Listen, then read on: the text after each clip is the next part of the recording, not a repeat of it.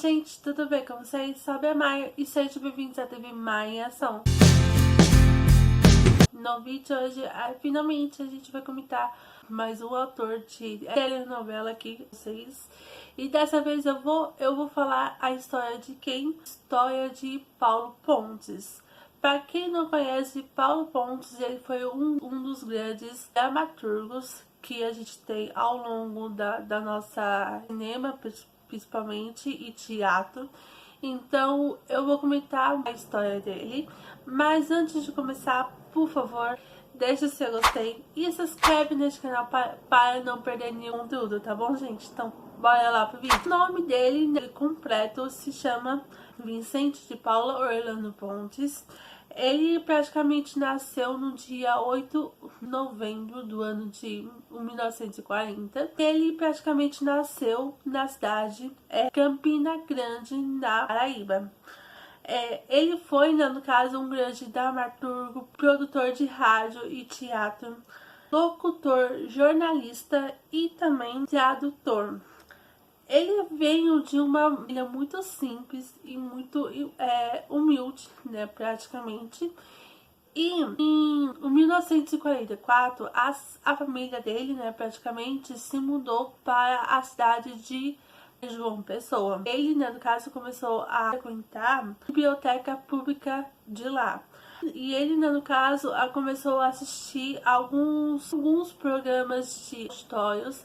E a partir daí que ele começou a ter a sua paixão cinema, pela televisão principalmente, e principalmente ao teatro principal. Nessa cidade de João Pessoa, lá né, no caso, naquela época, tinha uma rádio local chamada Tabajara, rolava entre palcos, apresentar programa específico na rádio. Coisa no de 1956, ele começou a trabalhar como ator, fez uma ação especial em uma peça chamada Apenas uma Cadeira Vazia, escrita pelo Melo Boba Filho.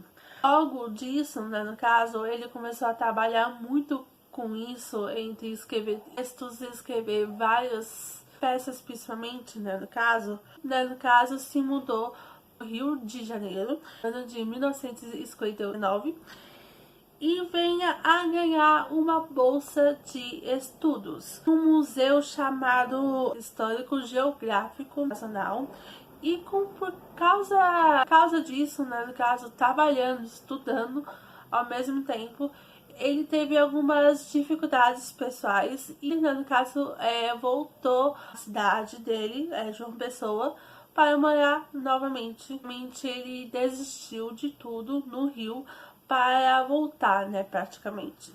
Então ele voltou para João Pessoa e a partir daí, né, no caso, ele voltou a trabalhar na rádio, onde ele praticamente trabalhava antes.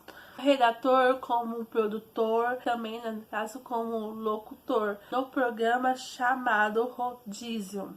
Praticamente participava ainda pela campanha de alfabetização popular formada pelo governo. Um dos criadores do Centro Popular Cultura da União Nacional e dos Estudantes, chamados CPC.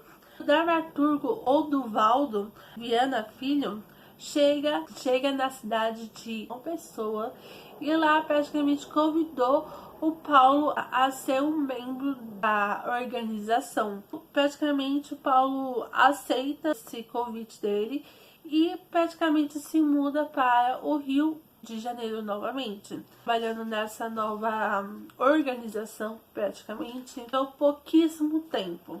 O porquê, né? A partir do ano de 1964, Paulo praticamente começa a trabalhar com eles, só que isso, né, no caso, durou pouquíssimo tempo, porque o próprio governo, né, no caso, começou a censurar algumas coisas sobre essa organização de artistas, né? Então, a partir do ano de 1967, Paulo, né, no caso, decidiu sair dessa organização. Então, praticamente desespede dessa união entre eles. De novo, Paulo retorna para João Pessoa. E lá, no caso, volta a trabalhar novamente, de novo, na rádio local. E o trabalho com a própria opinião estimula a escrever várias peças, né, no caso. Então, a primeira peça dele foi na peça Para IB Abá, lançada no ano de 1967. A convite de Eida Castro, artístico da ação da Tupi, convida Paulo para integrar na própria equipe de ação da própria TV Tupi.